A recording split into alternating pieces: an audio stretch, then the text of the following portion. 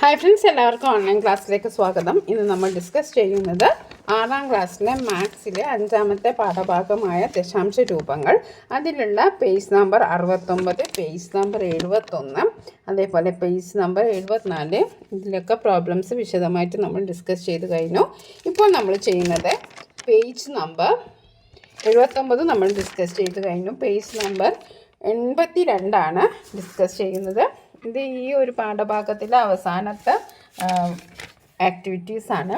Okay, അപ്പോൾ നമ്മൾ പാഠഭാഗത്തിൻ്റെ മുഴുവൻ വീഡിയോസും ഒന്നിച്ച് അപ്ലോഡ് ചെയ്യുന്നതാണ്.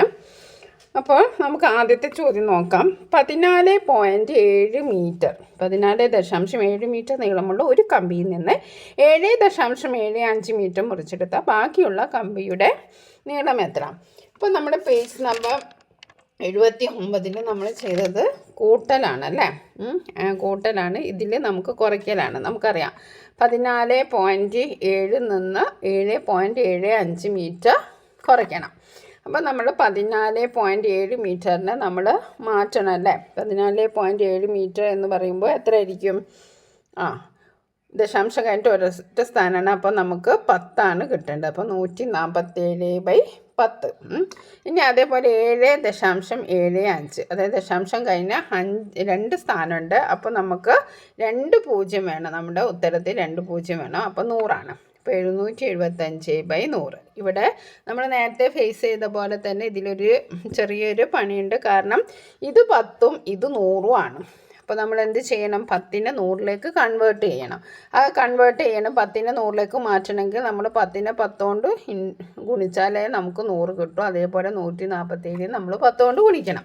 അപ്പോൾ നമുക്കിതൊന്ന് വിശദമായിട്ട് വഴിയൊക്കെ ചെയ്ത് നമുക്ക് ചെയ്യാം.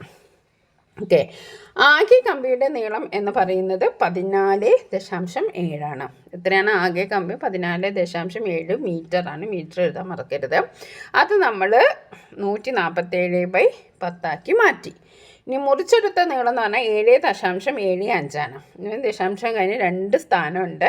അപ്പോൾ നമുക്ക് 2 0 വേണം. അപ്പോൾ നമ്മുടെ 775/100. അത്രയും നിങ്ങൾക്ക് മനസ്സിലായിട്ടുണ്ടാവും. ഇനി നമ്മൾ ചെയ്യേണ്ടത് എന്താണ്? ബാക്കിയുള്ള കമ്പിയുടെ നീളമാണ് നമ്മൾ കാണേണ്ടത്. അപ്പോൾ അതിന് നമ്മൾ എന്ത് ചെയ്യണം? 14.7 നിന്ന് 7.75 കുറയ്ക്കണം. അപ്പോൾ അതിന് പകരമായിട്ടുള്ള ഭിന്നസംഖ്യ ഇവിടെ എഴുതുകയാണ്. അപ്പം ഇവിടെ 14 7 147/10. ഇവിടെ പ്രശ്നം എന്ന് വെച്ചിട്ടുണ്ടെങ്കിൽ ഇത് 10ഉം ഇത് 100ഉം പറ്റില്ല. രണ്ടും ഒരേപോലെ ആവണം. ഓക്കെ, ഛേദം രണ്ടും ഒരേപോലെ ആവണം. അപ്പോൾ നമ്മൾ എന്താ ചെയ്യേണ്ടത്? 147/10ഉം 775/100 അപ്പോൾ നമ്മൾ 147/10നെ എന്തിലേക്ക് മാറ്റണം? 100ലേക്ക് മാറ്റണം. 10നെ 10 കൊണ്ട് ഗുണിച്ചാൽ നമുക്ക് എത്ര കിട്ടും? 100 കിട്ടും. അപ്പോൾ നമ്മൾ അംശത്തിനെ എന്തുകൊണ്ട് തന്നെ ഗുണിക്കണം? 10 കൊണ്ട് തന്നെ ഗുണിക്കണം. അപ്പോൾ 147നെ 10 കൊണ്ട് ഗുണിച്ചാൽ നമുക്ക് ഈസിയാണ്. ഒരു 0 അങ്ങോട്ട് ചേർത്ത് കൊടുത്താൽ മതി. 1470 നമുക്ക് കിട്ടിയത്. അപ്പോൾ ഈ 147/10നെ നമ്മൾ എന്താക്കി എഴുതുകയാണ്? നമ്മൾ 1470/100 എഴുതാണ്. അതെങ്ങനെയാണ് കിട്ടിയതെന്ന് മനസ്സിലായല്ലോ. നമ്മൾ ഒരേ ഛേദമാക്കിയതാണ്. ഇനി നമ്മൾ ചെയ്യേണ്ടത് 1470/100 മൈനസ് കുറയ്ക്കണം. എന്താണ്? 775/100 ചെയ്യണം. ഓക്കെ, 1470/100 കുറയ്ക്കണം 775/100. അപ്പോൾ നമ്മൾ 1470 നിന്ന് എന്ത് കുറയ്ക്കുകയാണ്? 775 കുറയ്ക്കുകയാണ്. അപ്പോൾ കുറയ്ക്കുമ്പോൾ ഇവിടെ 0 ആണ്. 0ത്തിൽ നിന്ന് 5 പോവില്ല. അപ്പോൾ നമ്മൾ ആരോട് കടം വാങ്ങി? 7നോട് കുറച്ച് കടം വാങ്ങി. കുറച്ചൊന്നല്ല 1 കടം വാങ്ങി. അപ്പോൾ ഇവിടെ എന്താക്കി? 10 ആയി. 10ൽ നിന്ന് 5 പോയാൽ 5 ആണ്. ഓക്കെ, അപ്പോൾ നമ്മൾ 7 കടം കൊടുത്തല്ലേ. അപ്പോൾ ഇവിടെ 7ൻ്റെ അടുത്ത് നിന്ന് 1 പോയില്ലേ. അപ്പോൾ ഇവിടെ എന്താ ഉള്ളത്? 6 ആണുള്ളത്. 6ൽ നിന്ന് 7 പോകാൻ പറ്റുമോ? ഇല്ല, പറ്റൂല. അപ്പോൾ വീണ്ടും അടുത്ത ആളോട് കടം വാങ്ങി. അടുത്ത ആളുടെ അടുത്ത് നിന്ന് 4 ഉണ്ട്. അപ്പോൾ 4ന് 1 കടം വാങ്ങി. അപ്പോൾ 4ന് 1 കടം വാങ്ങി 7 ഒന്നല്ല ആവുക, 16 ആണ് ആവുക. അപ്പോൾ നമ്മൾ അത്രയാണ്. അങ്ങനെയാണ് നമ്മളത് കാൽക്കുലേറ്റ് ചെയ്യേണ്ടത്. 16. അപ്പോൾ 16ൽ നിന്ന് 7 പോയാൽ എത്രയാണ്? 9 ആണ്. 16ൽ നിന്ന് 7 പോയാൽ 9 ആണ്. അപ്പോൾ നമുക്ക് ഇവിടെ പിന്നെ എന്താ ഉള്ളത്? പിന്നെ ഇവിടെ അപ്പോൾ എന്താണ്? 4 ഉണ്ടോ? അല്ല, ഇവിടെ 3 ആണ്. 1 കടം കൊടുത്താണല്ലോ. അപ്പോൾ 3 നിന്ന് 7 പോവുമോ? ഇല്ല. അപ്പോൾ അടുത്ത ആളോട് കടം വാങ്ങി. അപ്പം 13 13 നിന്ന് 7 പോയാൽ എത്രയാണ്? 6. അപ്പോൾ നമ്മുടെ ആൻസർ എത്രയാണ്? 695. അപ്പോൾ 695/100 നമ്മുടെ ആൻസർ. ഇനി നമ്മൾ എന്ത് ചെയ്യണം? 695/100 നമ്മൾ ദശാംശ രൂപത്തിലേക്ക് മാറ്റണം. എന്നാലേ നമ്മുടെ ഉത്തരം പൂർണ്ണമായി കിട്ടുള്ളൂ. അപ്പോൾ ഇവിടെ 2 0 അപ്പോൾ നമ്മൾ എന്ത് ചെയ്യണം? 2 സ്ഥാനം മാറ്റിയിടണം. 1 2 ഇവിടെയാണ് നടുക്കാണ് കുത്ത് വേണ്ടത്. 6.95 എന്താണ്? മീറ്ററിന് എഴുതണം. ഓക്കെ, യൂണിറ്റ് എഴുതാൻ മറക്കരുത്, മീറ്ററിന് എഴുതണം. അപ്പോൾ നമ്മുടെ ആദ്യത്തെ ചോദ്യം നമ്മൾ ചെയ്തു. നേരത്തെ കൂട്ടിയ ആദ്യം തന്നെ കുറയ്ക്കുകയാണ്. നമ്മുടെ ഛേദം വ്യത്യാസം ഉണ്ടെങ്കിൽ നമ്മൾ ഛേദം ഒരേപോലെ ആക്കണം. അതിന് നമുക്ക് കുറച്ച് ക്രിയ അധികമായിട്ട് വരും. ഓക്കെ, ഇനി അടുത്തത് രണ്ടാമത്തെ ചോദ്യം. ഒരു ചാക്കിൽ 38.7 കിലോഗ്രാം അരിയുണ്ട്. എത്രയാണ് അരിയുള്ളത്? 38.7 കിലോഗ്രാം അരിയുണ്ട്. അതിൽ നിന്ന് 12.350 കിലോഗ്രാം അരി ഉപയോഗിച്ചു. ബാക്കി എത്ര കിലോഗ്രാം അരിയുണ്ട്?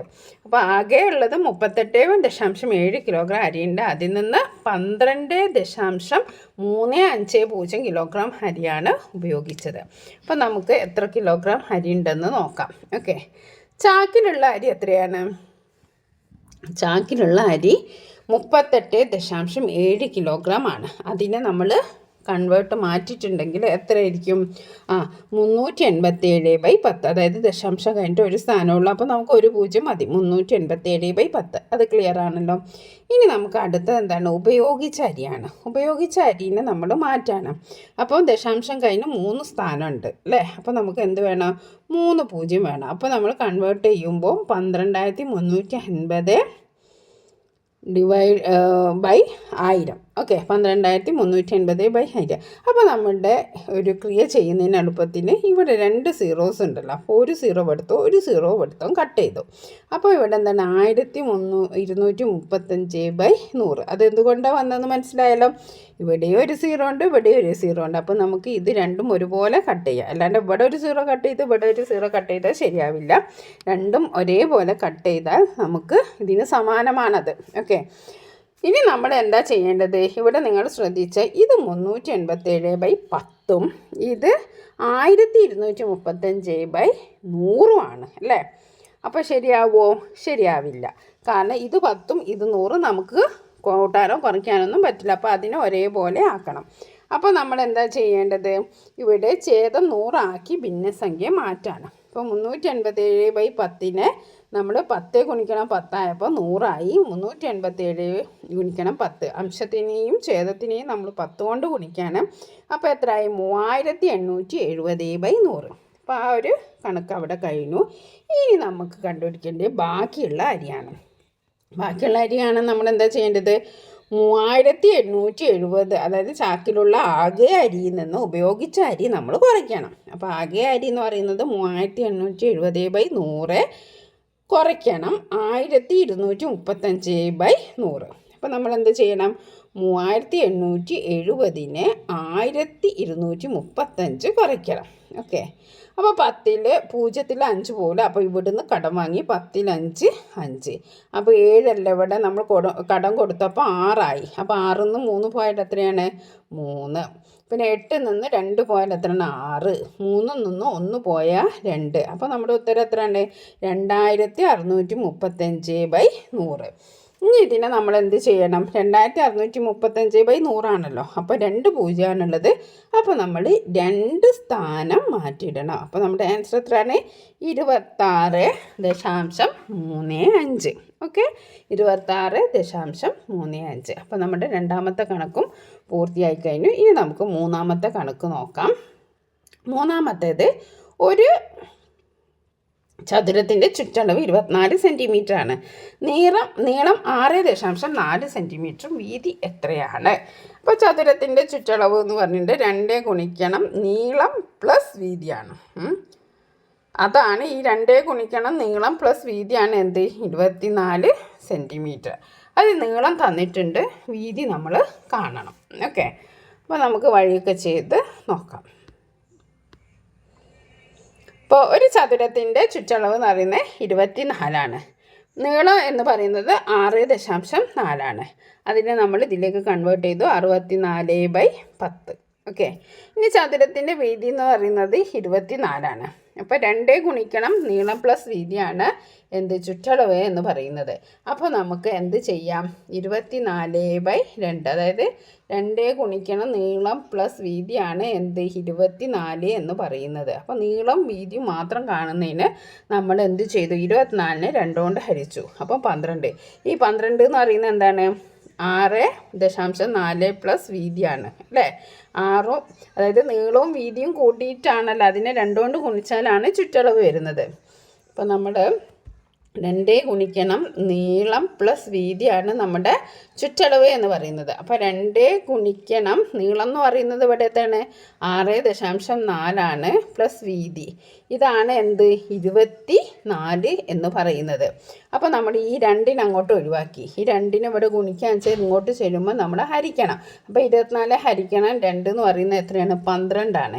അപ്പോൾ ഈ 12 എന്ന് പറയുന്നത് എന്താണ്, നീളവും വീതിയും കൂടിയിട്ടുള്ളതാണ്. അതിലിവിടെ എന്ത് തന്നിട്ടുണ്ട്, നീളം തന്നിട്ടുണ്ട്. ഇനി നമുക്ക് വീതി കണ്ടാൽ മതി. അപ്പോൾ വീതി കാണാൻ നമ്മൾ എന്താ ചെയ്യേണ്ടത്, 12ൽ നിന്ന് 6.4 കുറച്ചാൽ മതി. ഓക്കെ, മനസ്സിലായല്ലോ.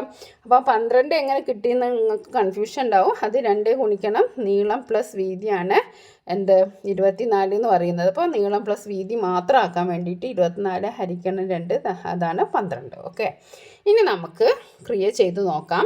ഇവിടെ 12 കുറയ്ക്കണം 6.4. ഓക്കെ, 12 ഹരിക്കണം 6.4 എന്ന് പറയുമ്പോൾ 12 എന്ന് പറയുമ്പോൾ എന്താണ്, 6.4 എന്ന് പറയുമ്പോൾ എത്രയാണ്, 64/10. 6.4 എന്ന് പറയുന്നത് എന്താണ്, 64/10. ഇവിടെ 12. 12നെ അപ്പോൾ നമ്മൾ എന്ത് ചെയ്യണം, 10ലേക്ക് മാറ്റണം അല്ലേ. അപ്പം 12 ഗുണിക്കണം 10. ഈ 12 എന്ന് പറയുന്നത് എന്താണ്, 12 എന്ന് പറയുന്നത് 12/1. അപ്പോൾ 12 വെറും 12 എന്ന് പറയുമ്പോൾ അതിൻ്റെ അർത്ഥം എന്താ, 12/1. 13 എന്ന് പറയുന്നത് അതിൻ്റെ അർത്ഥം 13/1. പക്ഷെ നമ്മൾ സാധാരണയായിട്ട് 12, 13 മാത്രമേ എഴുതുന്നുള്ളൂ. അപ്പോൾ ഈ 12/1നെ നമ്മൾ 10ൻ്റെ കൊണ്ട് ഗുണിക്കുക. അപ്പം 10 × 10. 12 ഗുണിക്കണം 10 120. 1 ഗുണിക്കണം 10 10. അപ്പോൾ 12നെ നമ്മൾ എന്തിലേക്ക് മാറ്റി, 120/10ലേക്ക് മാറ്റി. 6.4നെ നമ്മൾ 64/10ലേക്കും ആദ്യമേ മാറ്റിയിട്ടുണ്ട്. ഓക്കെ, ഇനി നമ്മൾ എന്താ ചെയ്യേണ്ടത്, 120ൽ നിന്നും 64 കുറയ്ക്കുക. 10ന്ന് 4 കുറച്ചാൽ എത്രയാണ്, 0 പോവില്ലല്ലോ. അപ്പോൾ നമ്മൾ 1 കടം വാങ്ങി. അപ്പോൾ ഇവിടെ 10ആയി. 10ന്ന് 4 പോയാൽ 6. ഇവിടെ ഇനി 2 2ന്ന് 1 കൊടുത്തല്ലേ, ഇനിയിപ്പോൾ ഇവിടെ ഉള്ള 1. 1ന്ന് 6 പോവില്ല. അപ്പോൾ നമ്മൾ വീണ്ടും 1 കടം വാങ്ങി. അപ്പം 11. 11ന്ന് 6 പോയാൽ എത്രയാണ്, 56. അപ്പോൾ ഇവിടെ ആൻസർ വരുന്നത് എന്താണ്, 56/10. അതിനെ നമ്മൾ ദശാംശ രൂപത്തിലാക്കുമ്പോൾ എത്രയായിരിക്കും, 5.6. ഓക്കെ, 5.6 നമ്മുടെ സെൻറ്റിമീറ്ററാണ് നമ്മുടെ ഉത്തരം. എങ്ങനെ കിട്ടിയെന്ന് മനസ്സിലായല്ലോ. ചതുരത്തിൻ്റെ ചുറ്റളവ് എന്ന് പറയുന്നത് 24, നീളം 6.4. അതിനെ 64/10ലേക്ക് മാറ്റി. ചതുരത്തിൻ്റെ വീതി എന്ന് പറയുന്നത് എന്താണ്, ചുറ്റളവ് എന്ന് പറയുമ്പോൾ 2 ഗുണിക്കണം എന്താണ്, നീളം പ്ലസ് വീതിയാണ്. 2 ഗുണിക്കണം നീളം പ്ലസ് 2 ഗുണിക്കണം നീളം പ്ലസ് വീതിയാണ് ചുറ്റളവ് എന്ന് പറയുന്നത്. അപ്പം നീളം പ്ലസ് വീതി എന്ന് പറയുന്നത് കിട്ടാൻ വേണ്ടിയിട്ടാണ് നമ്മൾ 24/2 ചെയ്തു. അപ്പോൾ നമുക്ക് 12 കിട്ടി. അപ്പോൾ 12ന് നിന്ന് നമ്മൾ 6.4 കുറച്ചു. അത് കിട്ടിയ ആൻസറാണ് 5.6. നമുക്ക് അടുത്ത ചോദ്യം നോക്കാം. ഒരു കുപ്പിയിൽ 2.50 ലിറ്റർ വെളിച്ചെണ്ണ ഉണ്ട്. ഒരു കുപ്പിയിൽ എത്ര ഉണ്ട്, 2.50. ഇത് പറയുമ്പോൾ തന്നെ നമ്മൾ ഒരുപാട് കണക്ക് ചെയ്യണം. 2.50 എന്ന് പറയുമ്പോൾ നമ്മുടെ മനസ്സിലേക്ക് എത്ര പോവുക, 250/100. ദശാംശം കഴിഞ്ഞ് 2 സ്ഥാനമുണ്ട്. അപ്പോൾ നമുക്ക് 2 0 വേണം. അതിൽ നിന്ന് 0.475 ലിറ്റർ വെളിച്ചെണ്ണ പാചകത്തിനെടുത്തു. ഇപ്പോൾ 4.75 എന്ന് പറയുമ്പോൾ നമ്മുടെ മനസ്സിലേക്ക് വേഗം വരുന്നത് എന്താണ്, 475/1000 അല്ലേ. ദശാംശം കഴിഞ്ഞ് 3 സ്ഥാനമുണ്ട്. അപ്പോൾ നമ്മുടെ ഉത്തരത്തിൽ 3 0 വേണം. 3 0 എന്ന് പറയുന്നത് 1000. ഓക്കെ, അപ്പോൾ 475/1000. ബാക്കി എത്ര ലിറ്റർ വെളിച്ചെണ്ണയുണ്ട്. ഇവിടെ നമ്മൾ ഛേദം പരിശോധിച്ചാൽ ഇത് 100ഉം ഇത് 1000ആണ്. അപ്പോൾ നമുക്കിവിടെ എന്താണ്, കുറച്ചുകൂടി കാര്യങ്ങൾ ചെയ്യാനുണ്ട്. നമ്മൾ 100നെ 1000ലേക്ക് മാറ്റണം. ഓക്കെ, അപ്പോൾ നമുക്ക് ചോദ്യങ്ങൾ നോക്കാം, വഴി എഴുതി നോക്കാം. കുപ്പിയിലുള്ള വെളിച്ചെണ്ണ എന്ന് പറയുന്നത് എത്രയാണ്? 2.50. അതിനെ നമ്മൾ മാറ്റുമ്പോൾ 250/100. ഓക്കെ. ഇനി ഉപയോഗിച്ച വെളിച്ചെണ്ണ എന്ന് പറയുന്നത് 0.475 ആണ്. അപ്പോൾ നമ്മളത് മാറ്റി എഴുതുമ്പോൾ 475/1000. ഓക്കെ. ഇനി ബാക്കിയുള്ള വെളിച്ചെണ്ണയാണ് നമ്മൾ കാണേണ്ടത്. അപ്പോൾ 2.50 മൈനസ് 2.50 കുറയ്ക്കണം 0.475.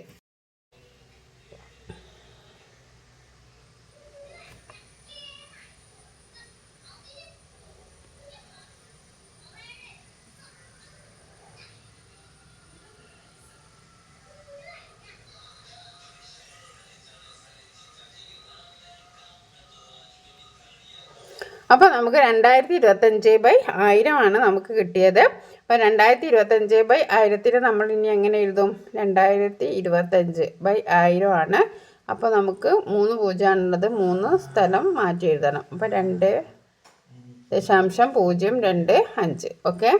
നമുക്ക് ഈ ഒരു പാഠഭാഗത്തിലെ ലാസ്റ്റ് ചോദ്യമാണ്, നോക്കാം.